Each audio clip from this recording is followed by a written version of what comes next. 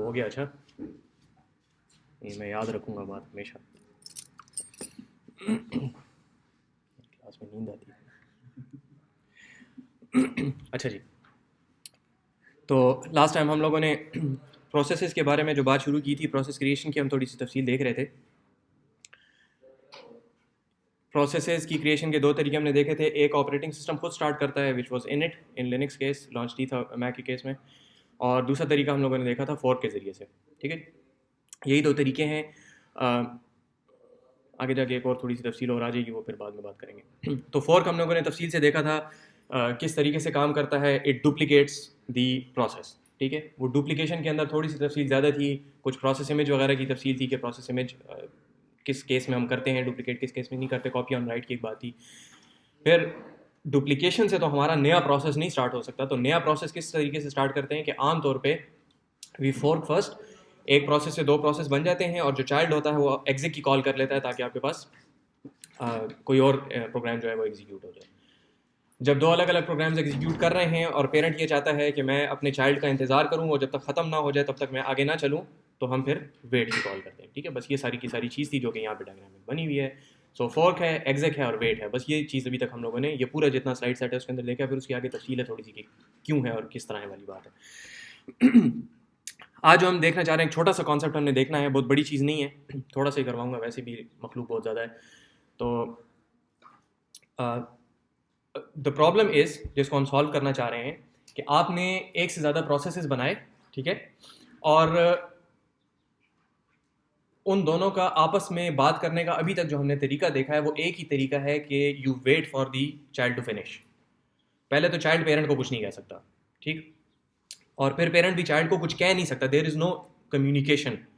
दो प्रोसेसेस के दरमियान में कम्युनिकेशन अभी तक नहीं है। ठीक है, इसको कहा जाता है इंटर प्रोसेस कम्युनिकेशन। ठीक है, इंटर प्रोसेस, दो प्रोसेसेस के दरमियान में कम्युनिकेशन। सो मैं नीचे नहीं जाना चाह रहा। सो इंटर प्रोसेस कम्युनिकेशन, पता नहीं कितने एम और कितने यू हैं और क्या है, लेकिन 12 इंटर प्रोसेस कम्युनिकेशन। ठीक है जी, तो इंटर प्रोसेस कम्युनिकेशन अचीव करने के लिए हमारे पास काफ़ी ज़्यादा तरीक़ाकार हैं। हम एक बेसिक तरीका यहाँ पे देखना चाह रहे हैं, आगे जाके फिर तफसील से और इसको देखेंगे। लेकिन पहले इसको समझें कि इंटर प्रोसेस कम्युनिकेशन ज़रूरी क्यों है। आप लोगों ने एग्जिट को छोड़ दो थोड़ी देर के लिए, आपने फोर किया और फोर करने के बाद एक प्रोसेस के दो हिस्से बन गए। ठीक है, तो दो किसी वजह से बनाए ना, आई मीन तो नहीं बनाए शौक हुआ एक से दो होने चाहिए। ठीक है, वो तो नहीं है, को वजह होगी। वजह आमतौर पे ये होती है कि you have for instance a very large amount of information. ठीक है, यूँ समझ लेंगे एक बहुत बड़ी लिस्ट है आपके पास, 1 मिलियन की लिस्ट है। ठीक है, डाटा स्ट्रक्चर्स में पढ़ा है ना, सॉर्टिंग वॉर्टिंग पढ़ी है ना। ठीक है, सॉर्टिंग आप लोगों ने की भी होगी और जगह कभी 1 मिलियन एलिमेंट्स की लिस्ट बनाएं। ठीक है, और उसको सॉर्ट करने की कोशिश करें।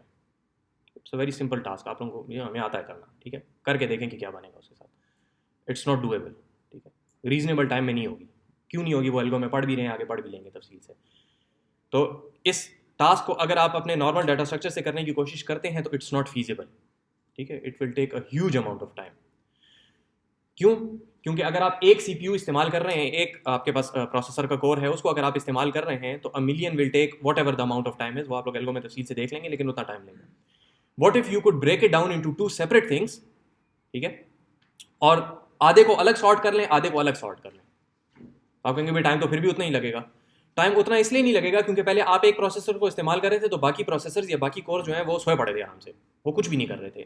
ठीक, अभी चूंकि आपने इसको आधा आधा कर लिया, तो आधे को एक प्रोसेसर और आधे को दूसरा प्रोसेसर, तो आप लोग इसको तकरीबन 2 टाइम्स तेज कर सकते हैं।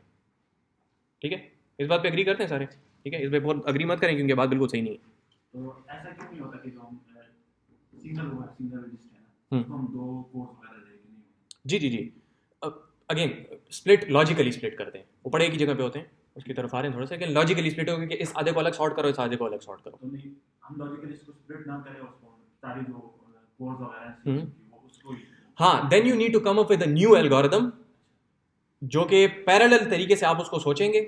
ठीक है, एंड अभी तक जो एल्गोरिदम्स आपने पढ़े वो तो इस तरह नहीं काम करते, वो एक लूप है ना, एक जगह से दूसरी जगह तक चलता है, कुछ इस किस्म का कोई काम करता है। ठीक है, तो if you need to parallelise it, you need to change your code, you need to come up with a new algorithm, ठीक है। तो एक एल्गोरिदम आप लोग पढ़ लेंगे एल्गो में, ठीक है। वो इसेंशियली करता यही है कि आपने ये पूरी लिस्ट ली, उसको 2 हिस्सों में डिवाइड किया, इसको अलग सॉर्ट करें, इसको अलग सॉर्ट करें, ठीक है। इसको अलग 2 हिस्से करें, इसको अलग 2 हिस्से करें, ठीक है जी। देख लिया ना डिवीजन, देख लिया ना, बड़े प्रॉब्लम को डिवाइड करते हैं डिवाइड एंड कॉन्कर के तरीके से। तो ये आगे जाके आप लोग देख लेंगे अगर अभी तक नहीं देखा तो। देखा तो नहीं अभी तक, देख लिए, राइट। सो मर्ज सॉर्ट जो है आपके पास, मर्ज सॉर्ट देख लिए। तो मर्ज सॉर्ट जो है essentially it lends itself to parallelism, ठीक हो गया। पैरेललिज्म से क्या मुराद है कि now you can have two, algo में तो आप लोगों ने इस तरह पढ़ा होगा ना कि इसको स्प्लिट करते हैं और रन करते हैं, एक ही कोड देखा होगा। बट बिकॉज इट्स लॉजिकली 2 अलग अलग इंडिपेंडेंट चीजें, डिवाइड एंड कॉन्कर में होता ही है ना कि ये दोनों अब एक दूसरे के साथ इनका कोई ताल्लुक नहीं है, you can solve them separately. So instead of solving them on the same core, now you can solve them on 2 different course, ठीक है।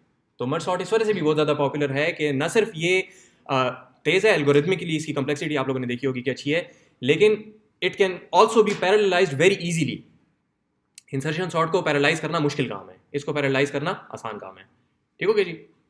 क्विक सॉर्ट को भी पैरेलाइज करना आसान है। जिस जगह पे आपके पास डिवाइड एंड कॉन्कर आता है वहाँ पे आपके पास पैरेललिज्म जो है वो आसानी से आ जाता है, ठीक है जी। ये बात समझ आ रही है। So coming back to the idea, अब हमारे पास क्या सिचुएशन है कि आपके पास 2 प्रोसेसेस हैं, एक पेरेंट है और एक चाइल्ड है। हम चाहते हैं कि समहाउ ये एक दूसरे के साथ कम्युनिकेशन करें, ठीक है जी।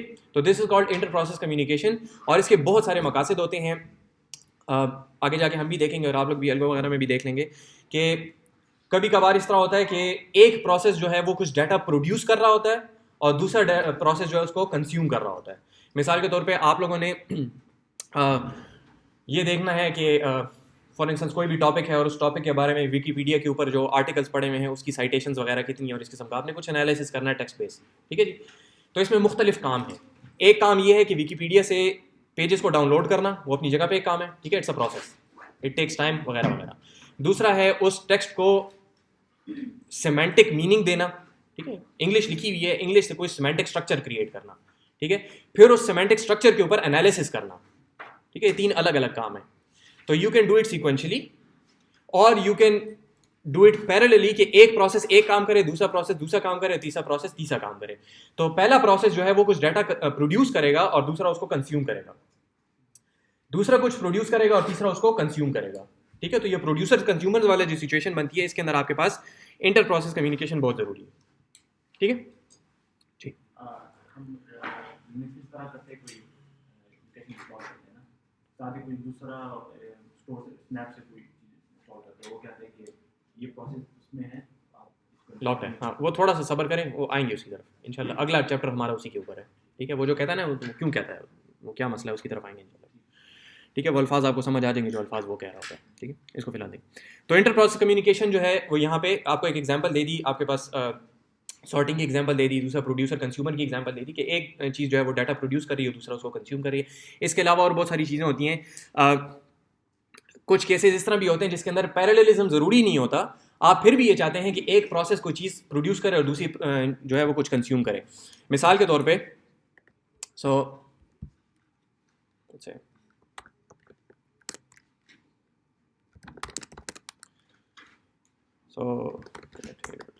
सो ये मेरे पास फाइल है a.txt की, ठीक है, ये नज़र आ रहा है जी।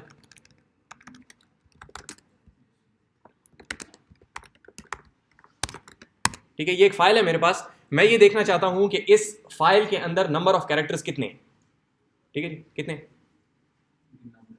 नहीं गिना।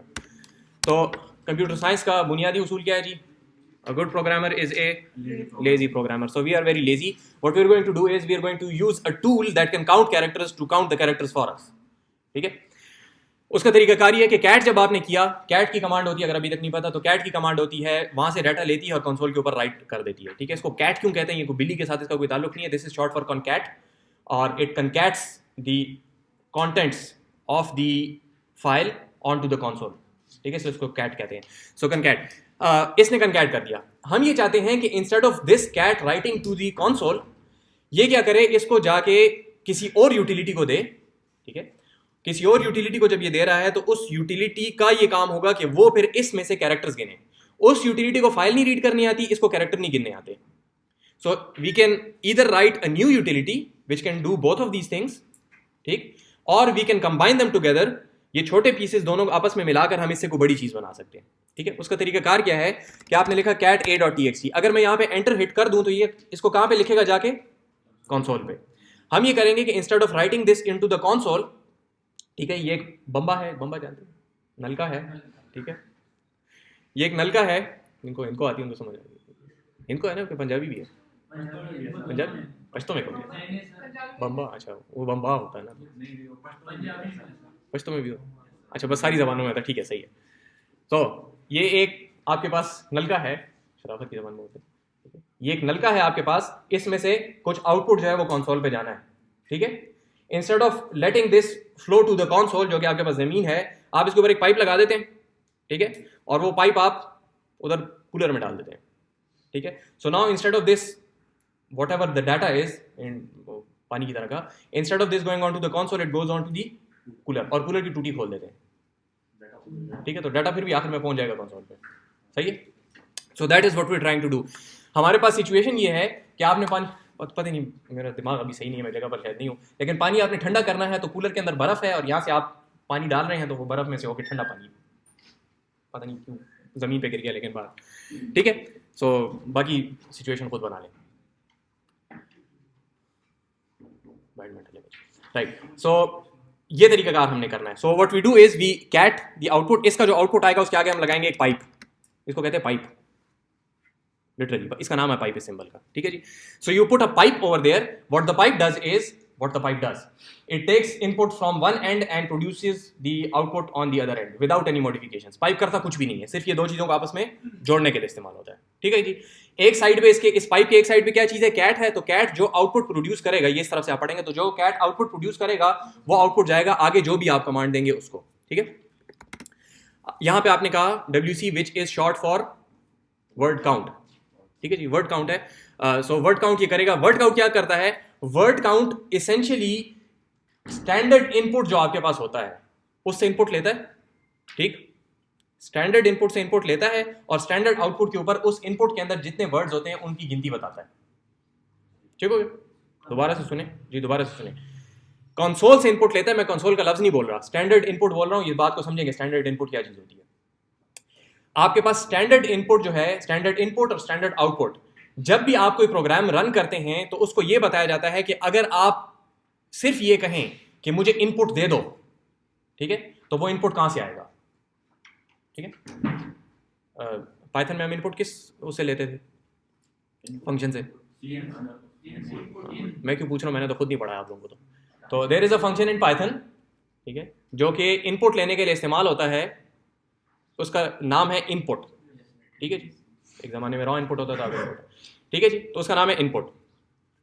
C++ में क्या नाम है जी इस फंक्शन का, सी इन है। C स्टैंड्स फॉर कंसोल, इसलिए C++ का डिजाइन जो है वो थका हुआ है, क्योंकि C in does not take input from the console, it takes input from the standard input, and the standard input in general is the console, but it can be something else as well, ठीक है। इस बात को समझे जरा।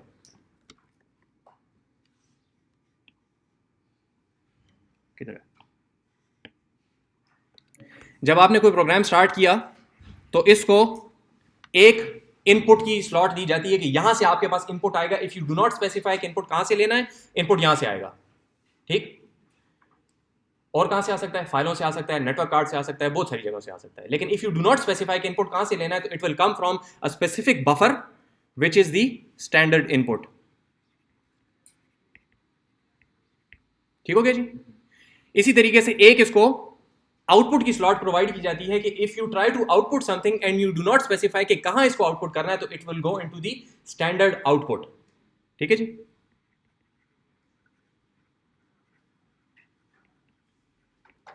सही हो गया। तो स्टैंडर्ड इनपुट और स्टैंडर्ड आउटपुट इन जनरल, जब आप कोई और काम ना करें, कोई और हरकत ना करें, तो standard input and standard output are both the console, ठीक है। कंसोल के एक दो बफर्स होते हैं, तीन होते हैं, एक होता है इनपुट का, एक होता है आउटपुट का, और एक होता है एरर का। एरर का अपना अलग बफर होता है, तो वो भी एक किस्म का आउटपुट है। लेकिन आपके पास ये तीन चीजें हो गई, स्टैंडर्ड एरर, स्टैंडर्ड आउटपुट और स्टैंडर्ड इनपुट। ये समझ आई जी बात की। तो जब भी आपका कोई प्रोग्राम स्टार्ट होगा ना, हमने शुरू में कहा था ना कि क्रिएटेड स्टेट के अंदर उसको कुछ रिसोर्सेज एलोकेट किए जाते हैं, तो ये तीन बफर जो हैं उसको ओपन करके दिए जाएंगे, standard input, standard output, standard error, ठीक हो गया। तो अब आपके पास सिचुएशन क्या है कि आपने जिस टाइम पे कैट लिखा तो कैट को एक स्टैंडर्ड इनपुट मिला, ठीक है, लेकिन कैट को इनपुट लेता ही नहीं है, वो उसने एक फाइल का नाम था जो कि पैरामीटर में उसको मिल गया। इसने यहां से एक आउटपुट प्रोड्यूस करना था स्टैंडर्ड आउटपुट के ऊपर, और यहां पे आपके पास पड़ा हुआ है WC, ठीक है। WC का अपना एक स्टैंडर्ड इनपुट था और इसका यहां पे एक स्टैंडर्ड आउटपुट था। WC ये कहता है अगर आप सिर्फ WC को रन करें तो कहता है कि हाँ जी आप मुझे इनपुट देना शुरू करें। आप कुछ टाइपिंग करते हैं, आखिर में आप उसको कहते हैं बस इनपुट खत्म हो गई, तो वो आपको बताता है ये जो इनपुट आपने दिया है इसके अंदर कितने कैरेक्टर्स थे, ठीक है, वर्ड काउंट आपको करके देता है। अब हम क्या कर रहे हैं कि इन दो छोटे छोटे ब्लॉक्स को लेके हम आपस में मिला रहे हैं, किसके जरिए से, एक पाइप के जरिए से। ये हमने एक पाइप यहां पे लगा दिया, खराब सा पाइप है, ठीक है। तो this is what the pipe does, exactly pipe का यही मतलब है कि plugs the standard output of the first command into the standard input of the second command, ठीक हो गया। तो इससे क्या होगा, कैट को अब ये नहीं पता कि मैं आउटपुट जो कर रहा हूं उसकी गिनती की जाएगी। कैट वही कर रहा है जो कि कैट करता है, ठीक है, क्या करता है, म्याऊं म्याऊं, फाइल को आउटपुट करता है स्टैंडर्ड आउट पे।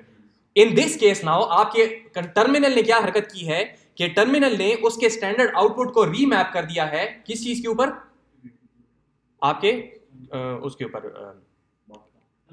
एक पाइप के ऊपर, और पाइप जो है उसका आउटपुट किस जगह पे प्रोड्यूस हो रहा है फिर आगे जाके, WC के लिए। और WC जो है वो अपने स्टैंडर्ड इनपुट से रीड कर रहा है, उसको ये नहीं पता कि ये डाटा यूजर टाइप नहीं कर रहा, ये कैट की फाइल मुझे भेज रही है, उसके लिए ये ऐसा ही है जैसा कि ये डाटा बस उसको आ रहा है, ठीक है जी, समझ आ रही बात की।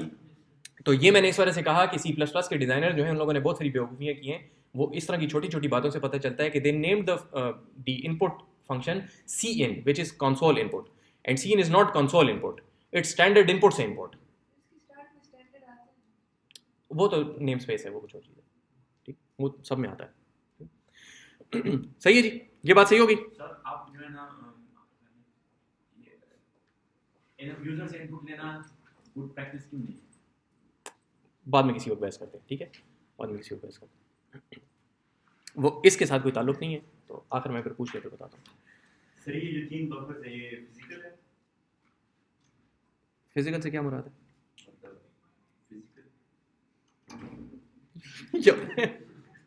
मतलब कोई चीज है जैसे रैम? जी जी जी, रैम के अंदर एक लोकेशन होती है बफर, सेकंड सेमेस्टर वापस जाएं जाके उधर देख लें उसको।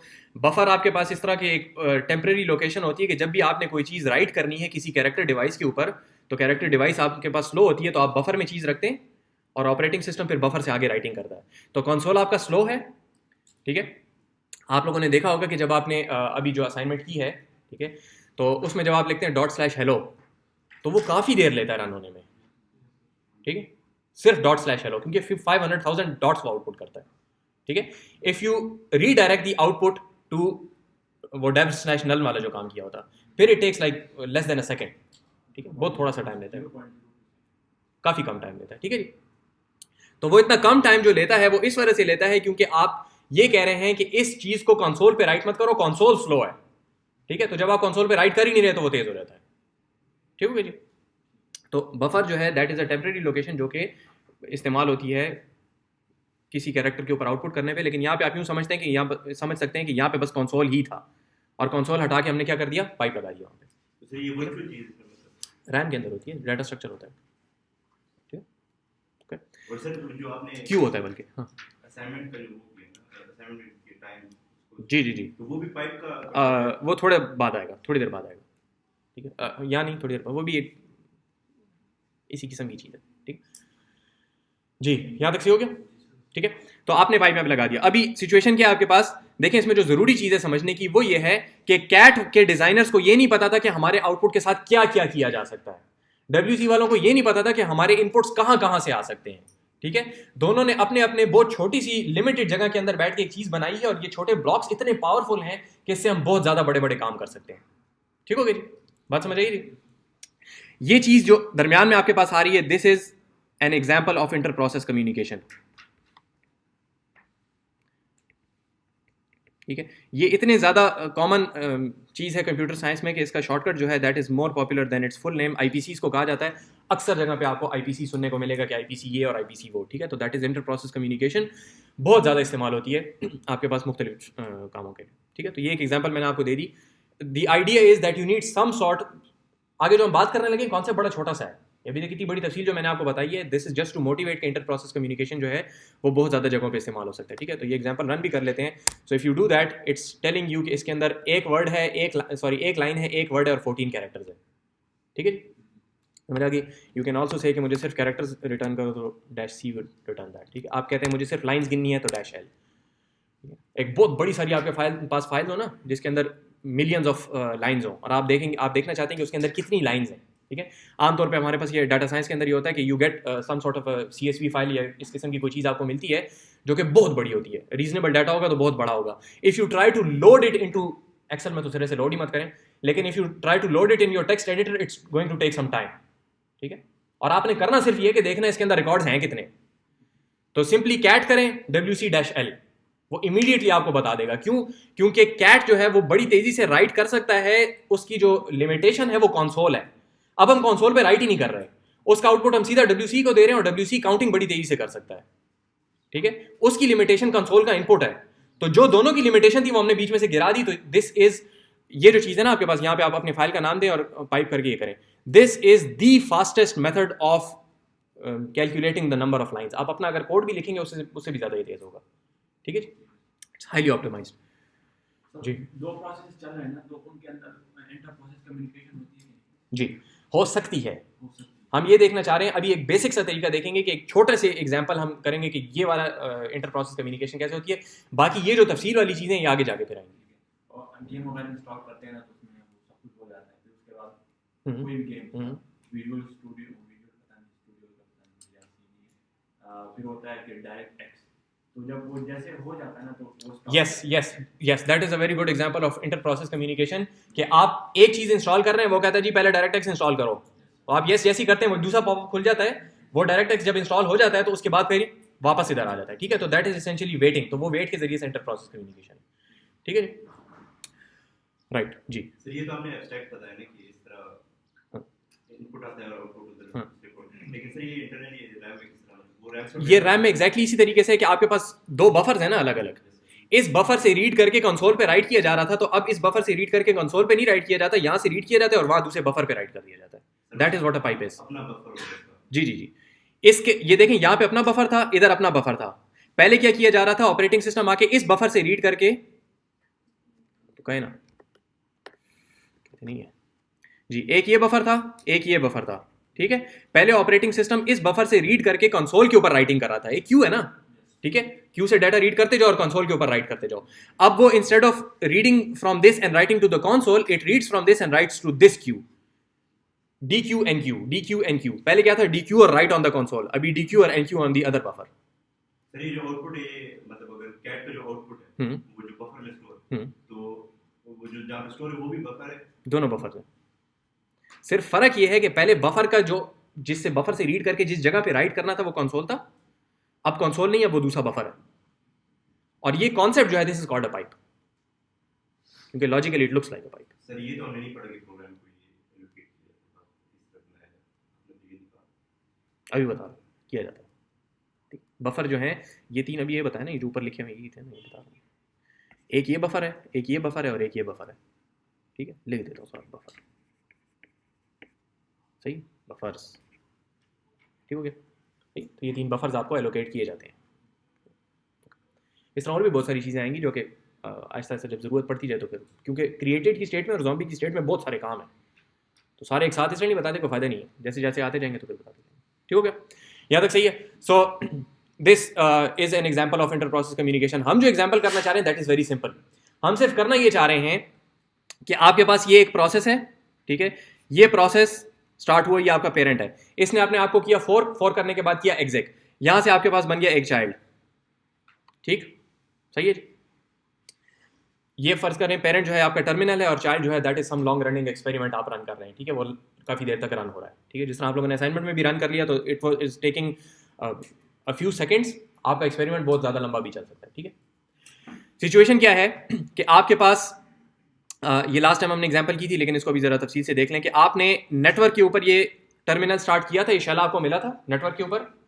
कुछ टाइम के बाद अब आप नेटवर्क से कहते हैं कि जी मैं एग्जिट करने लगा हूँ. ठीक है, आपने एग्जिट की कमांड दी, एंटर मारा, तो आप अब अपने जो शेल आपको मिला हुआ है वहाँ पे उससे आप बाहर जाने लगे।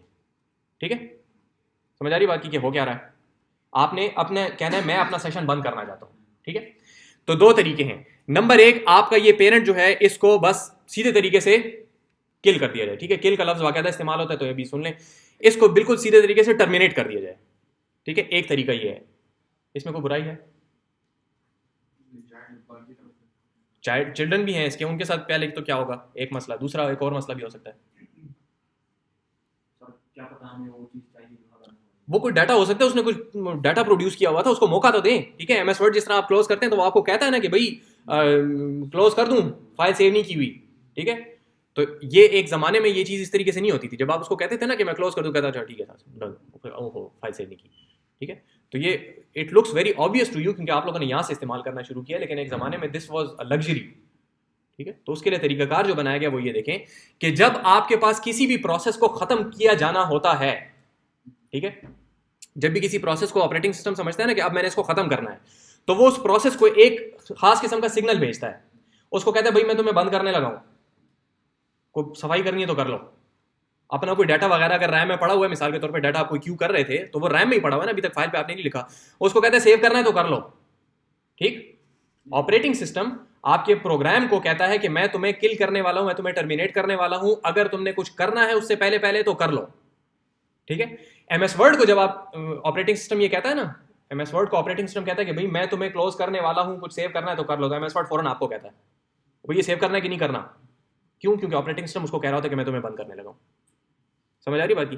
ये सिचुएशन पूरी समझ रही है किस तरीके से हुआ जी? कमांड रन कर रहे हैं, जुपिटर नोटबुक खुला हुआ है, तो उसको हम क्लोज करते हैं तो पॉपअप तो आ जाता है कि इसको प्रोसेस को किल करो, सेव तो खुद ब खुद हो जाता है ना जी, क्योंकि ऑपरेटिंग सिस्टम को ये नहीं पता, पहली बात है कि ऑपरेटिंग सिस्टम को ये नहीं पता कि वो डाटा सेव हुआ है कि नहीं हुआ, बिकॉज ऑपरेटिंग सिस्टम को प्रोसेस की इंटरनल लॉजिक नहीं पता होती। वो सिर्फ प्रोसेस को ये सिग्नल भिजवाता है कि मैं तुम्हें टर्मिनेट करने लगा हूं, if you want to do something do it. फिर वो प्रोसेस ये डिसाइड करता है कि मैंने यूजर से पूछना है, मैंने खुद सेव करना है, मैंने वॉटएवर जो कुछ भी करना है। ठीक है, फाइलें ओपन की हुई थी उनको क्लोज करना है, सब कुछ साफ सुथरा करके वो वहां से जाता है।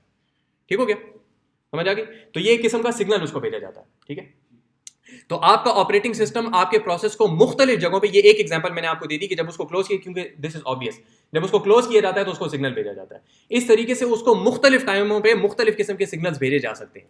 ठीक है जी, जी। हर दफा तो ये नहीं होता, जैसे मैं कोई एप्लीकेशन इंस्टॉल कर रहा हूं, कंट्रोल सी कर दे तो ऑपरेटिंग सिस्टम प्रोसेस को बताता है, हमेशा बताता है।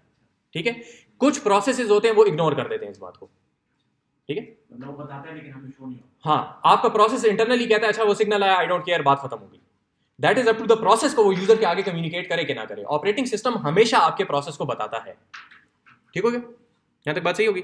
सो हियर्स द सिचुएशन, आपके पास यहां पे ऑपरेटिंग सिस्टम बैठा हुआ है, आपका ऑपरेटिंग सिस्टम एक सिग्नल करता है आपके प्रोसेस को।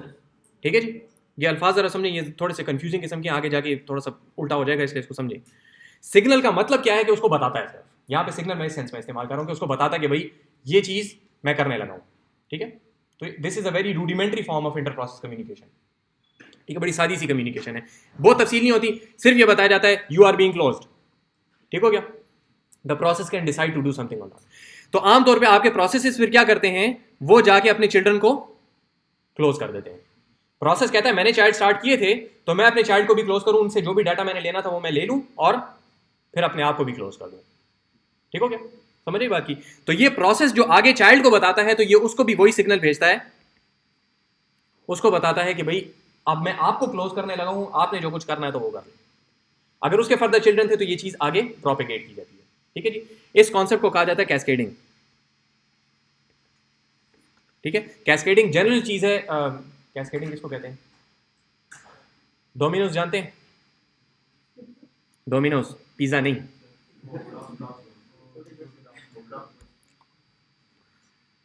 इस तरीके से बने होते हैं। ठीक है, एक को आप इस तरह ट्यून करते हैं तो वो सारे के सारे रिलीज होते हैं। ठीक है, तो इस इफेक्ट को कहा जाता है कैस्केडिंग इफेक्ट, कि आप एक जगह पे कोई इफेक्ट लेके आते हैं और उस इफेक्ट के आगे फर्दर इफेक्ट्स प्रोड्यूस होते हैं। ठीक है, डाटाबेस में तफसील से आप लोग ये देख लेंगे। ठीक है, कैस्केड वहाँ पे इस्तेमाल होता है। सो कैस्केडिंग जो है that is the propagation of effect from one location to other locations. ठीक है जी, सिमिलर इफेक्ट्स आगे जाते हैं। तो ये सिग्नल जो है आगे कैस्केड किए जाते हैं या प्रोपेगेट किए जाते हैं। ठीक है, पूरी हायरार्की के अंदर। ठीक है, सारे लोग अपने आप को क्लोज करते करते करते वापस आते हैं, फिर जब आखिर में इस प्रोसेस के पास बात आती है तो प्रोसेस कहता है कि ठीक है जी वो कर लें। ठीक है, तो इस बात को जरा समझें। आपके ऑपरेटिंग सिस्टम ने आपके प्रोसेस को कहा कि मैं तुम्हें करने लगा हूं किल, ठीक है, टर्मिनेट, सही हो गया। जब उसने इसको कहा तो उसके बाद ऑपरेटिंग सिस्टम ने ये नहीं किया कि मैं तुम्हें टर्मिनेट करने लगा हूं 1 2 3 ढस, ऐसे नहीं होता। ठीक है, उसने उसको कहा कि मैं तुम्हें टर्मिनेट करने लगा हूं। प्रोसेस ने कुछ किस्सा शुरू किया, उसने आगे अपने चिल्ड्रन के साथ बात शुरू कर दी, ठीक है, कि मेरे बाद इत्तेफाक से रहना वगैरह वगैरह, वो सारी बात। ठीक है, सारे आगे वो आगे अपने बच्चों को बता रहे, सारी लंबी चौड़ी बहस खानदानी वो उधर किस्सा खुल गया एक। ठीक है, पूरा ट्री हायरार्की जो है सारी बहस वहाँ पे खुली हुई है। तो operating system does not care. आपने ऑपरेटिंग सिस्टम को कहा कि इसको बंद करो, ऑपरेटिंग सिस्टम ने उसको आगे जाके जो है तो तफसील बता दी है, अब वहाँ पे जरगा शुरू है। ठीक है, तो ऑपरेटिंग सिस्टम उसको बंद नहीं करेगा जब तक कि वो जरगा खत्म नहीं हो जाता। ठीक है, समझ आइए। इतनी देर में आप तंग आ गए, अब कह रहे control C control C control C बंद हो जाओ। ठीक है, अब आप तंग आ गए। ऑपरेटिंग सिस्टम ने जैसे आपने एक दफा कंट्रोल सी किया, उसने एक दफा उसको कहा मैं तुम्हें बंद करने लगा हूं, अब वो अपना कुछ किस्सा कर रहा है वहां पे। आपने दोबारा कंट्रोल सी किया, आपके ऑपरेटिंग सिस्टम ने फिर उसको कहा कि मैं तुम्हें बंद करने लगा हूं। कहता सब्र करो, मैं नहीं सुन रहा तुम्हारी बात। लिटरली इस तरीके से होता है। ठीक है, मैं आपको बताता हूँ, सबूत देता हूँ इसका कि क्यों इस तरह होता है। वो कहता है मैं तुम्हारी बात नहीं सुन रहा, बिकॉज इट्स ट्राइंग टू, वो अपने बाल बच्चों के साथ बात कर रहा है। ठीक है, वो अलविदा कह रहा है सबको, आखिरी वक्त आ गया उसका। ठीक है, तो it's not listening to the operating system. आप यहां से कंट्रोल सी तो 3 4 5 जब गए ना, उसके बाद अब आपका ऑपरेटिंग सिस्टम क्या कहता है, आपको बताता है ये नहीं सुन रहा मेरी बात। वो मैसेज आता है ना आपके पास, the program is not responding. ठीक है, वो ये चीज होती है। आपके ऑपरेटिंग सिस्टम के सिग्नल्स जब प्रोग्राम जो है वो एक्सेप्ट करना छोड़ देता है तो ऑपरेटिंग सिस्टम कहता है कि ये गलत बात है, इसके साथ ऑपरेटिंग सिस्टम की नहीं लगती। ऑपरेटिंग सिस्टम कहता है अंदर जो कुछ भी कर रहे हो लगे रहो, लेकिन मेरी बात सुनोगे जरूर, मैं बंद नहीं करता हूं तुम्हें, सुनोगे जरूर। आखिरी ख्वाहिश उसकी पूरी करता है, लेकिन कहता है जब आखिरी ख्वाहिश पूरी हो रही है कम से कम मेरी बात सुनोगे। अगर बात सुनना छोड़ दोगे फिर हालात खराब होंगे। ठीक है, फिर मैं शिकायत यूजर को लगाऊंगा। बात समझिए क्या हुआ है। पहले कंट्रोल सी के ऊपर सिग्नल गया, प्रोसेस ने सिग्नल ले लिया, उसके मुताबिक उसने काम शुरू कर दिया। उसके बाद जो अगला सिग्नल आ रहा है, तो अगर तो प्रोसेस उसको रिसीव कर लेता है एटलीस्ट, ठीक है, अभी देखते हैं कि रिसीव किस तरह करते हैं। एटलीस्ट अगर रिसीव वो कर लेता है तो भी ठीक है, फिर भी सही है, कोई मसला नहीं है। ठीक है, लेकिन अगर वो सिरे से रिसीव करने से इनकारी हो जाता है, वो मैसेज रिसीव ही नहीं करता, ठीक है, फोन ही नहीं उठाता उसका, तो फिर आपका ऑपरेटिंग सिस्टम को यूं लगता है जैसे ये प्रोग्राम कहीं पे किसी इन्फिनिट लूप में फंस गया है या कुछ बस मुझे जवाब नहीं दे रहा है। तो if the process does not respond to the operating system, तो as far as the operating system is concern आपका प्रोसेस स्टक है, चाहे वो काम कर भी रहा हो। बात दफा तो ये होता है कि मतलब क्लोज नहीं करते लेकिन वो जी जी जी, वो एग्जैक्टली यही चीज होती है कि आपने क्लोज के ऊपर क्लिक नहीं किया, कंट्रोल सी नहीं हुआ। मैंने आपको कहा ना ऑपरेटिंग सिस्टम बहुत सारे सिग्नल्स जो है वो आपके प्रोसेस को भेज रहा होता है। आपका प्रोसेस किसी इन्फिनिट लूप में अगर फंस गया, ठीक है, तो वो तो इन्फिनिट लूप में फंसा हुआ है। ठीक है, एक प्रोसेस का अगर एक ही थ्रेड पे वो चल रहा है तो वो इन्फिनिट लूप में फंसा हुआ है। यहां से जो सिग्नल आ रहे हैं उसको हैंडल करने का अपना कोई फंक्शन होगा, वो फंक्शन तो तब कॉल होगा जब इस इन्फिनिट लूप से बाहर आएगा। बात समझ आ रही है जी। तो अगेन बात वही हुई कि आप माउस वहां पे मूव कर रहे हैं, माउस मूव करने से भी मैसेजेस जाते हैं आपके प्रोग्राम को। ठीक है, क्लिक क्लिक क्लिक, उसको मैसेज जाता है हर क्लिक के ऊपर, वो उस क्लिक को रिसीव नहीं कर रहा। जब वो उसको रिसीव नहीं कर रहा तो आपके ऑपरेटिंग सिस्टम को ये लगता है कि ये फंसा हुआ है कहीं पे, चाहे वो कुछ कर रहा है, कोई कंप्यूटेशन कर रहा है। तो आपका हर ऑपरेटिंग सिस्टम पे डिपेंड करता है आपके ऑपरेटिंग सिस्टम के ऊपर। विंडोज क्या करता है, उसको व्हाइट आउट सा कर देता है और आपको मैसेज दे देता है कि इट्स नॉट रिस्पॉन्डिंग, वेट करूं या क्या करूं। वो इसीलिए आपको कहता है कि वेट करूं, अब आप मुझे बताएं कि ये आपके ख्याल में फंस गया है या नहीं, कुछ कर रहा है, थोड़ी देर बाद सही हो जाएगा। ठीक है, यही दो ऑप्शन आपको देता है ना कि एंड कर दूं या वेट करूं। वो इसलिए कि ऑपरेटिंग सिस्टम ये डिसाइड नहीं कर सकता कि ये चीज क्या कर रही है। ये आप लोग जाके कहीं ऑटोमेटा में पढ़ेंगे कि ऑपरेटिंग सिस्टम क्यों डिसाइड नहीं कर सकता। ठीक है, लेकिन बहरहाल ऑपरेटिंग सिस्टम ये डिसाइड नहीं कर सकता कि ये प्रोग्राम स्टक है इस टाइम पे या कुछ देर बाद सही हो जाएगा। ठीक है, तो operating system gives you the choice. ठीक है, इन एनी केस जो जनरल कॉन्सेप्ट है जो समझने की जरूरत है वो ये है कि ऑपरेटिंग सिस्टम बहुत सारे सिग्नल्स भेजता है। सिग्नल्स के जरिए से inter process communication operating system और प्रोसेस के दरमियान में होती है। अगर तो प्रोसेस वो सिग्नल रिसीव एटलीस्ट कर लेता है, उसके बाद वो बेशक उसके ऊपर लगा रहे। रिसीव अगर कर लेता है तो then the operating system is happy, everything is fine. लेकिन अगर वो सिरे से रिसीव करने से इनकारी हो जाता है या कहीं पे स्टक है और वो रिसीव कर नहीं सकता, तो फिर आपका जो ऑपरेटिंग सिस्टम है यूं समझता है कि जैसे ये प्रोग्राम अब या इन्फिनिट लूप में फंसा हुआ है या it's in some sort of a situation जो कि अच्छी नहीं है। वो आगे जाके हम एक चैप्टर में देखेंगे कि वो अच्छी नहीं है, इससे क्या मुराद है। उस वक्त operating system gives you the choice, you the user the choice to end the program। ठीक है, या कभी कभी ऑपरेटिंग सिस्टम खुद जबरदस्ती उसको बंद कर देता है। ठीक है, विंडोज़ के केस में वो वाइट आउट करके आपको मैसेज देता है, लिनक्स के केस में वो ब्लैक आउट सा कर देता है, वो ग्रे सा हो जाता है, ठीक है, और उसी किस्म का मैसेज आपको दोबारा आ जाता है, ठीक है। ब्राउजर में कभी कभी आप लोगों ने देखा होगा कि ब्राउजर में आप कोई वेबसाइट खोलें जो कि बहुत हैवी हो, तो वो आ जाता है कि जी JavaScript is taking too much time, तो हाँ अनरिस्पॉन्सिव पेज वगैरह वाली जो बात आ जाती है, तो वो भी यही चीज़ होती है। आपका ब्राउजर जो है वो जावास्क्रिप्ट को सिग्नल भेज रहा होता है, जावास्क्रिप्ट सिग्नल ले नहीं रहा होता, ठीक है, तो सब उसके अंदर यही चीज़ होती है, ठीक है। तो अभी थोड़ा सा अंदाजा हो गया कि इतना ज़्यादा कॉमन काम है। आर्किटेक्चर इसका इतनी बड़ी कहानी हमने पढ़ी है, आगे इसकी जो करने वाली बात है वो बड़ी छोटी सी है, ठीक है, यहाँ तक सही हो गया जी। okay. करते किस तरीके से इस चीज़ को हम कहते हैं signals. They inform processes of asynchronous events. तो एसिंक्रोनस पहले बताया था कि आप अपना कोई काम कर रहे हैं और दरमियान में उधर से कोई बात आ गई कि जी आप अपना काम कर रहे थे कि जी यूजर कह रहा है कंट्रोल सी, ठीक है, तो दिस इज एसिंक्रोनस। आप पहले से प्रिडिक्ट नहीं कर सकते कि कंट्रोल सी कब आएगा, ठीक है, एसिंक्रोनस याद आ गया जी। ओके, हैंडलर क्या चीज़ होती है, हैंडलर भी बताया था। लफ्ज हैंडलर किस चीज़ को कहते हैं, हैंडल करने वाला, हाँ जी, some piece of code which handles, अब कह सकते हैं कि सिग्नल्स, ठीक है, इंटरप्ट्स या सिग्नल्स को हैंडल करने वाला पीस ऑफ कोड जो होता है that is called a handler. तो आपके पास कोई ना कोई हैंडलर होता है। आप ये कह सकते हैं कि जी मैं कंट्रोल सी को हैंडल करूंगा, ठीक है, और माउस इवेंट्स को मैं हैंडल नहीं करूंगा, ठीक है। तो आपका प्रोग्राम खुद स्पेसिफाई कर सकता है कि मैंने कौन कौन से हैंडल्स बनाने, ठीक है। प्रोसेस जो है वो एक दूसरे को पोक कर सकते हैं। पोक से मुराद है कि आप उसको कोई छोटी सी एक इन्फॉर्मेशन भेज सकते हैं, जिस तरह यही बात होगी कि जी अपने आप को बंद कर लो, ठीक है। तो सेम यूजर्स के साथ हो सकते हैं, दिस इज नॉट इम्पोर्टेंट। जब आपने कोई सिग्नल सेंड करना होता है, ये देखिए यहाँ पे मैंने कहा था कि कंफ्यूजन थोड़ी सी इसमें आती है, इसलिए अभी इसको अच्छे तरीके से देख लें। जब आपने कोई सिग्नल सेंड करना होता है तो उसके लिए जो कमांड इस्तेमाल की जाती है POSIX स्टैंडर्ड के अंदर, that is the kill command, ठीक, लफ्ज किल है, इसलिए this is a technical terminology. Kill, यहाँ पे थोड़ा सा इसको समझें, जो लफ्ज किल है, खास kill, this is equivalent to send a signal, ठीक है। तो किल तो कोई अच्छी बात भी हो सकती है, लेकिन आमतौर पे किल जो हम इस्तेमाल करते हैं तो वो प्रोग्राम को टर्मिनेट करने के लिए इस्तेमाल करते हैं, इस वजह से इसका नाम किल रखा गया कमांड का, ठीक है जी। So kill itself means send a signal, that is it. अगर आपने ये कहना है कि जब कोई सिग्नल आए तो उसको मैंने हैंडल करना है, ये अगर आपने बताना है ऑपरेटिंग सिस्टम को, तो उसके लिए इस्तेमाल होता है सिग्नल। तो ये थोड़ा सा उल्टा है, रिसीव क्या स्पेलिंग है, I before E accept receive, RECEIVE, यही होते हैं, पक्की बात है, ओके, रिसीव अ सिग्नल, ठीक है। तो सिग्नल के नाम से इस तरह पता चलता है जैसे हमने सिग्नल करना है, ठीक है, तो ये उल्टा है, सिग्नल रिसीव करने के लिए होता है और सिग्नल को सेंड करने के लिए किल इस्तेमाल किया जाता है, ठीक है जी। तो आप क्या कहेंगे, आप कहेंगे किल, आप उसको बताएंगे कौन से प्रोसेस को मैंने सिग्नल भेजना है और किस नंबर का सिग्नल भेजना है। तो सिग्नल बहुत सारे होते हैं, इसमें से जो सबसे मशहूर है दैट इज 9। सिग्नल नंबर 9 जो होता है POSIX स्टैंडर्ड के अंदर, that is to terminate the program. तो जिन लोगों ने लिनक्स यूज़ की हुई है तो आपने देखा होगा, आप कमांड लिखते हैं kill-9 और आगे यहाँ पे आप प्रोसेस की आईडी बताते हैं, ठीक है। तो दैट एसेंशियली मीन्स कि इस प्रोसेस आईडी को कहो कि भाई मैं तुम्हें टर्मिनेट कर रहा हूँ, ठीक है। और ये -9 जो है ये वो टर्मिनेशन है जिसके अंदर इत्तला नहीं दी जाती, ठीक है, कोई बाल बच्चों के साथ बात करने की ज़रूरत नहीं है, हाँ, लेकिन पूरा आइटम हम मार ली, ठीक है, मैं तो गोली मार रहा था, सही हो गई। हिरोशिमा भी था यार, हिरोशिमा भी मारा, नागासाकी पे जरूर मारना। अच्छा, ओके, सो किल -9 का क्या मतलब है, किल का मतलब है send a signal, which signal 9, और 9 का मतलब है टर्मिनेट इमीडिएटली, ठीक हो गया।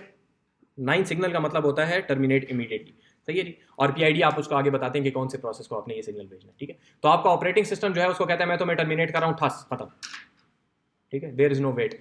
तो जब आप विंडोज में उसको कहते हैं ना एंड टास्क, तो विंडोज जो है वो शरीफ आदमी है थोड़ा सा, वो उसको कहता है मैं आपको बंद कर रहा हूँ, वो कहता है नहीं, कहता है मैं आपको बंद कर रहा हूँ, नहीं, एंड प्रोसेस अब आप लगे हैं उसके साथ, ठीक है, आधे घंटे तक तो वो एंड प्रोसेस एंड नहीं होता, ठीक है। तो फोर्स क्विट करना है उसको, वो फोर्स क्विट भी फोर्स, पता नहीं विंडोज़ के पास कोई जोर नहीं है हाथ में कि क्या है, फोर्स नहीं लगा सकता विंडोज़, ठीक है।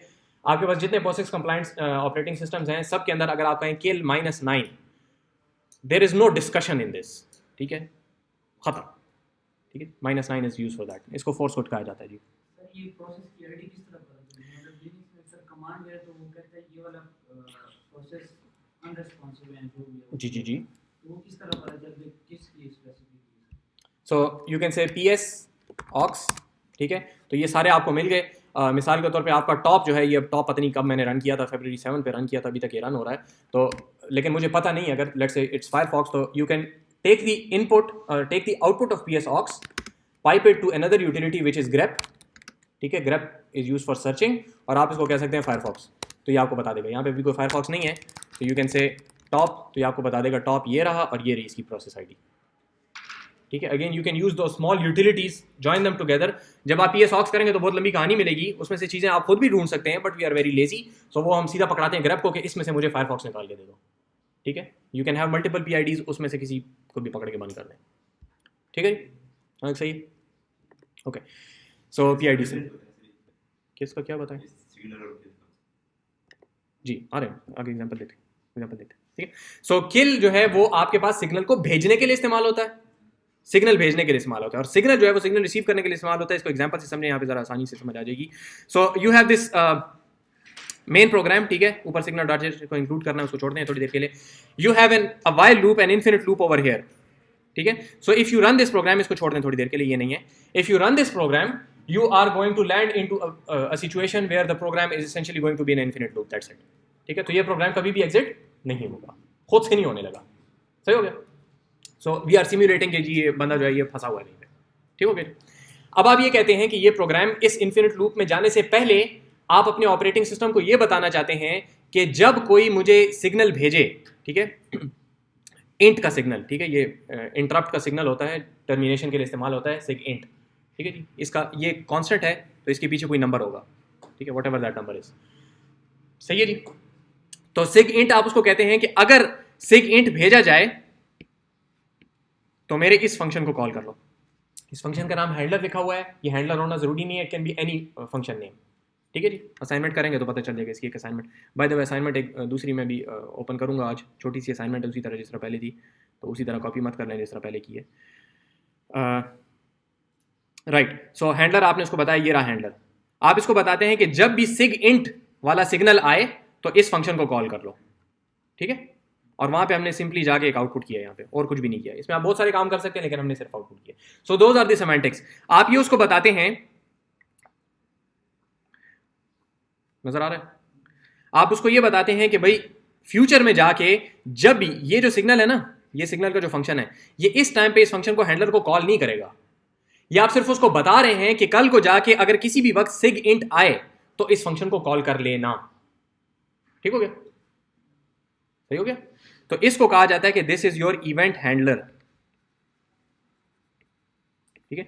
जिन लोगों ने GUI प्रोग्रामिंग की है तो आप लोगों को पता होगा, नहीं पता तो अभी बता दे, तो आगे जाके कहीं पे कर ही लेंगे वुड मूड में, कि जब भी आपने कोई प्रोग्राम लिखना होता है GUI बेस्ड, तो उसमें आप इसी तरीके से करते हैं कि जब यूजर इस बटन पे क्लिक करे तो ये काम करना, तो वो ये काम किसी फंक्शन में होता है, ठीक है। जब यूजर इस चीज पे क्लिक करे तो ये फंक्शन कॉल करना, जब यूजर इस चीज पे क्लिक करे तो ये फंक्शन कॉल करना, जब यूजर माउस मूव करे तो ये फंक्शन कॉल करना, जब कीबोर्ड के ऊपर ये की प्रेस करे तो ये फंक्शन कॉल करना।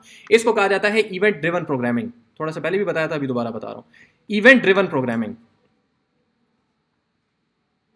ठीक है। इवेंट ड्रिवन प्रोग्रामिंग का क्या मतलब है कि आप हर जब भी प्रोग्राम लिखते हैं तो वो प्रोग्राम अपनी एक विंडो शो कर देता है, और उसके बाद फिर वो बैठा होता है, वो इंतजार करता है कि जब कोई इवेंट अगर होगा तो फिर मैं कुछ करूंगा। टर्मिनल के प्रोग्राम्स क्या होते हैं, वो इनपुट बेस्ड होते हैं, इनपुट ड्रिवन होते हैं, कि वो आपसे कहता है बताओ मुझे कुछ, आप कुछ टाइप करते हैं, एंटर मारते हैं, वो उसके ऊपर काम करके वापस आता है, फिर कहता है मुझे बताओ, ठीक है। तो आपके साथ वो एक किस्म की कन्वर्सेशन कर रहा होता है।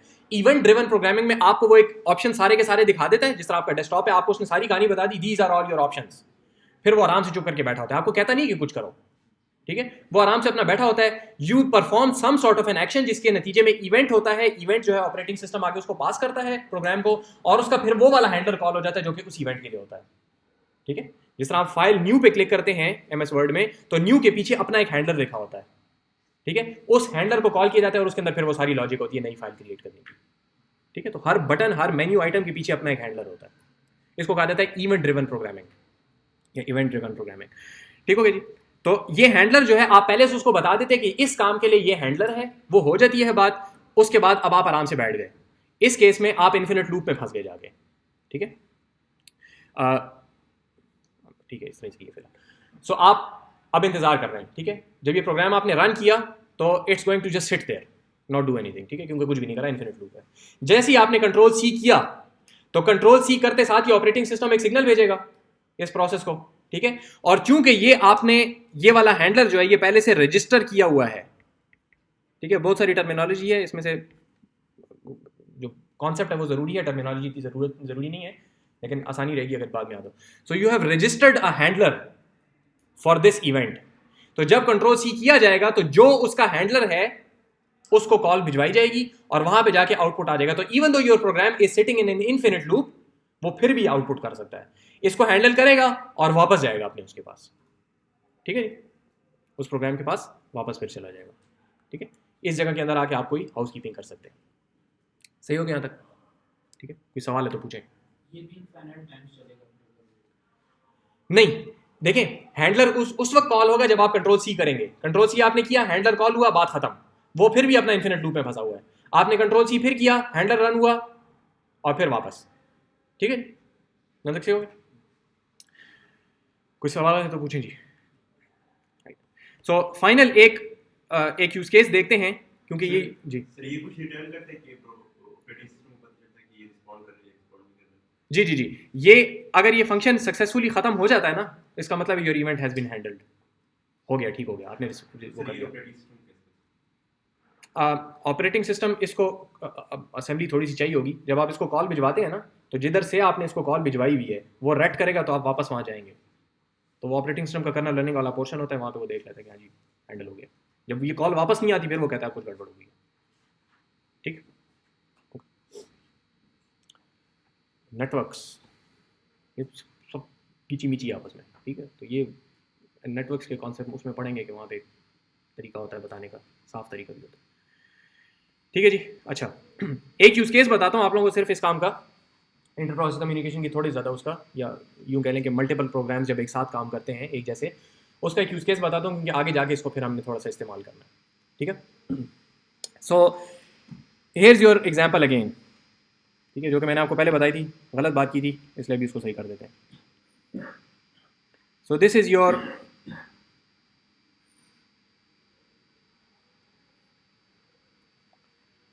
पूरी की पूरी list. So this is starting from 1 and going up to 1 million, ठीक है। ये आपके पास 1 मिलियन नंबर्स की लिस्ट है, इसको आपने करना है सॉर्ट। अभी थोड़ी देर पहले हमने क्या कहा था, क्या करते हैं?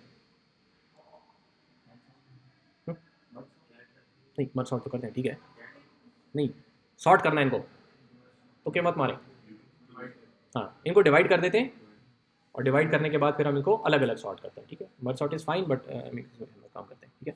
So you split it into that, ठीक है। दरमियान से आपने आधा किया लॉजिकली, तो ये एक्चुअल कोई स्प्लिटिंग नहीं है, आपके जो प्रोग्राम के वेरिएबल्स हैं उसके अंदर आपने कह दिया यहाँ से स्टार्ट करो यहाँ तक, यहाँ से स्टार्ट करो यहाँ तक, ठीक हो गया, सही है, okay. So you have your one process P1, इसको आपने किया फोर्क, ठीक है।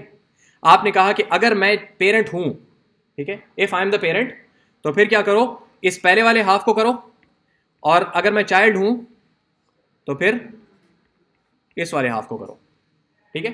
And let's say you do it one more, कि डायरेक्ट मत करो, उसको P3 P4 बना दो और नीचे वाले को P5 P6 बना दो, ठीक है। 8 आपने पीसेस कर लिए उसके, सही हो गया। अच्छा, ये बताएं जब हमने 4 किया तो उस वक्त क्या होगा, ये आपके मेमोरी मैप का कुछ हिस्सा होगा, ठीक है। आपके हीप के अंदर ये एलोकेटेड होंगे ना, ठीक है। सारी कहानी याद है शुरू से कि नहीं भूलने हैं, ठीक है। आपके पास पूरे का पूरा मेमोरी मैप है, उसके अंदर डाटा है, आपके पास ग्लोबल वेरिएबल्स हैं, उसके बाद हीप है, फिर उसके बाद स्टैक है। तो आपके हीप के अंदर ये सारी 1 मिलियन वैल्यूज पड़ी होंगी, ठीक हो गया। इन 1 मिलियन वैल्यूज को आपने सॉर्ट करने के लिए जब ये 4 किया, तो 4 के नतीजे में क्या होता है जी, किस किस चीज की, ये पूरे का पूरा डुप्लीकेट हो जाएगा आपके पास मेमोरी मैप है जी। सबर सबर सब चीज, आपके पास ये पूरा मेमोरी मैप है, आपने 4 किया, क्या ये डुप्लीकेट पूरे का पूरा मेमोरी मैप होगा या नहीं होगा? नहीं सर, वो पीसीबी होगा। सबर, हाथ खड़ा करें, कौन कह रहा है कि नहीं होगा, कौन कह रहा है कि होगा, कौन कुछ भी नहीं कह रहा, और कौन सुन ही नहीं रहा मेरी बात। अच्छा जी, राइट। सो ये नहीं होगा क्योंकि 4 का हमने बताया था कि आजकल जितना भी तरीक़ाकार है सारे के अंदर कॉपी ऑन राइट इस्तेमाल किया जाता है, लिहाजा मेमोरी मैप को डुप्लीकेट तो नहीं किया जाता, तो इट्स फाइन, ठीक है। कॉपी ऑन राइट, राइट कब होगा, जब आपके पास किसी और जगह पे थोड़ा सा, इस जगह पे मिसाल के तौर पे अगर सम वाली जगह है, ठीक है, इस सम के अंदर जब कोई भी चाइल्ड प्रोसेस राइट करने की कोशिश करेगा तो वो चंक कॉपी हो जाएगा। तो this is fine, we are not duplicating 1 million. ठीक है जी। तो आमतौर पे यहाँ पे ये बताया जाता है कि आप इस पूरे को कॉपी कर लेंगे तो that is why this is a bad thing, और फिर आगे जाके सारी अगला चैप्टर शुरू करते हैं तो वो बात गलत है। It's not being duplicated, you are fine, अभी तक सिचुएशन ठीक है। ठीक है, मसला क्या है आपके पास कि ये पूरी की पूरी चीज जो है अब P1 से लेके आपके पास, सॉरी चलो P1 और P2 ही सिर्फ रख लें, P1 और P2 जो है दोनों आपके पास, ये दोनों अलग अलग प्रोसेसेस हैं। ठीक है, इन दोनों प्रोसेसेस को अलग अलग स्केड्यूल किया जाएगा। ठीक है, जब इसमें से एक और दूसरे के दरमियान में कॉन्टेक्स्ट स्विच किया जाएगा तो कॉन्टेक्स्ट स्विच जो है that is going to be slow. ठीक है जी, स्लो कंपेयर टू व्हाट, वो बाद में बात करेंगे, लेकिन it's going to be a slow process. तो आपने करना क्या है कि इन दोनों को रन करना है इन पैरेलल। तो अगर तो आपके पास दो अलग अलग कोर्स हैं तो इट्स फाइन, अगर दो अलग अलग कोर्स नहीं है, एक कोर के ऊपर आप रन कर रहे हैं तो ये होंगे कॉन्टेक्स्ट स्विच एक दूसरे के साथ। ठीक है, इस बात को समझें, ये प्रैक्टिकल पर्सपेक्टिव से ये बहुत आपकी प्रोग्रामिंग के ऊपर इसके ऊपर इफेक्ट आता है। ठीक है, जब आप प्रैक्टिकल प्रोग्रामिंग करते हैं large scale high performance computing की, तो फर्क आता है कि मैं ये करूं या वो अल्टरनेटिव वाला मेथड करूं। ठीक है, तो अल्टरनेटिव मेथड हम तक पहुंचना चाह रहे हैं तो पहले इसको देख रहे हैं। Your context switch is going to be slow. तो देखें, memory map is not duplicated, that is not an issue. क्यों? किसकी वजह से? कॉपी ऑन राइट की वजह से। ठीक है जी, काउ की वजह से, कॉपी ऑन राइट की वजह से आपके पास this is not an issue, memory map is not duplicated. What is the issue then? Context switch. Context switch किस केस में होगा? When you have one core. If you have multiple cores then context switch is not an issue either. समझ आ रही बात की? ये बात समझ रही ना? अगर मल्टीपल कोर है तो कॉन्टेक्स्ट स्विच नहीं है ना, एक अपने कोर पे रन हो रहा है, एक अपने कोर पे रन हो रहा है, बात खत्म होगी। ठीक है जी जी, सीपीयू के कोर्स उनकी बात होगी, ज्यादा ही होते हैं, वही कह रहा हूँ। अगेन बात मैं यही बताना चाह रहा हूँ कि इससे जो आप नेक्स्ट वाले जो चैप्टर मोटिवेट करते हैं ना, वो दोनों मोटिवेशंस गलत हैं। ठीक है, वो दोनों मोटिवेशंस गलत हैं। मैं यही आपको बताना चाह रहा हूँ कि आमतौर पे दो चीज़ों से मोटिवेट किया जाता है। नंबर एक, आपका मेमोरी मैप डुप्लीकेट होता है, मेमोरी मैप डुप्लीकेट नहीं होता है, बात गलत है। ठीक है, तो that is not an issue. दूसरा, आपके पास कॉन्टेक्स्ट स्विच जो है वो कब होगा? जब आपके पास नंबर ऑफ कोर्स जो हैं वो कम है और जितने आपने डुप्लीकेशंस किए वो ज्यादा है। फर्ज करें आपके पास 4 कोर्स हैं, आजकल 4 ही होते हैं ना, 8 तो नहीं है किसी में, 4 कोर्स ही होते हैं। 8 एक्सपेंसिव है ना बहुत। i7 में भी 4 ही कोर्स है ना, 8 कौन से वाले में? i5 में 8 कहाँ से आ गए? क्या करते हो यार? चलो 8 है, चलो 16 है मेरी बला से। ठीक है, 16 है। ठीक है, आपने बड़े अच्छा कंप्यूटर लिया, आपके पास 16 कोर्स हैं। What if you duplicate to 32 times? Then you have a context switch. ठीक है, जब भी आपके पास number of duplications context cores से ज्यादा हो जाएंगी तब आपके पास ये इशू आएगा। ठीक है, तो context switch is a real issue, लेकिन जब आपके पास डुप्लीकेशन ज्यादा हो जाए। 1 कोर के केस में नहीं है, जब आपके पास number of duplicates is greater than number of cores, तो फिर आपके पास context switch is a real issue. और जब ये इशू बनता है तो फिर कॉन्टेक्स्ट स्विच आपके पास स्लो है। ठीक है, प्लस कुछ और इशूज हैं वो आगे जाके फिर हम देखेंगे। ठीक है, यहां तक बात सही होगी? तो हम करना क्या चाहते हैं कि हम इस कॉन्टेक्स्ट स्विच को अवॉइड करना चाहते हैं कि हमारा कॉन्टेक्स्ट स्विच ना हो। ठीक है, क्योंकि कॉन्टेक्स्ट स्विच जो है वो टाइम लेता है आपके पास, तो हम चाहते हैं कि कॉन्टेक्स्ट स्विच ना हो। वो इतना बड़ा पीसीबी देखा था ना, वो पूरे पीसीबी को इधर उधर करना पड़ता है, तो कॉन्टेक्स्ट स्विच ना हो और फिर भी हम ये चीज़ अचीव कर लें, ये हम करना चाह रहे हैं। हम डुप्लीकेशन भी चाह रहे हैं और हम ये चाहते हैं कि कॉन्टेक्स्ट स्विच जो कि स्लो कॉन्टेक्स्ट स्विच है वो भी ना कर हो। समझ रही है? डुप्लीकेशन क्यों करना चाह रहे हैं? ऑब्वियस है, हमारा काम जल्दी हो जाएगा, 2 एक साथ चलेंगे तो काम जल्दी हो जाएगा। और क्यों हम चाहते हैं कि कॉन्टेक्स्ट स्विच न हो? क्योंकि कॉन्टेक्स्ट स्विच स्लो है, तो जितनी ज़्यादा कॉन्टेक्स्ट स्विचेस होंगी तो आपके पास काम स्लो चलेगा। ठीक है, तो इस मसले को हल करने के लिए हम नेक्स्ट चैप्टर में इंशाल्लाह एक तरीका निकालेंगे which is going to be a light weight process. तो हम प्रोसेस ही क्रिएट करेंगे, उन्हीं प्रोसेसेस को डुप्लीकेट करेंगे, लेकिन उनको कहेंगे कि ये लाइट वेट प्रोसेसेस हैं। ठीक है, और मेरे हिसाब से ऑपरेटिंग सिस्टम के जो टॉपिक्स हैं, सिक्योरिटी के बाद सबसे ज़्यादा जो ज़रूरी कॉन्सेप्ट है प्रैक्टिकल पर्सपेक्टिव से सिक्योरिटी के बाद, वो ये वाला चैप्टर है। ठीक है जी, जो कि नेक्स्ट टाइम से इंशाल्लाह हम देखेंगे। सवाल है तो पूछेंगे। ये पैरेलल कम्युनिटी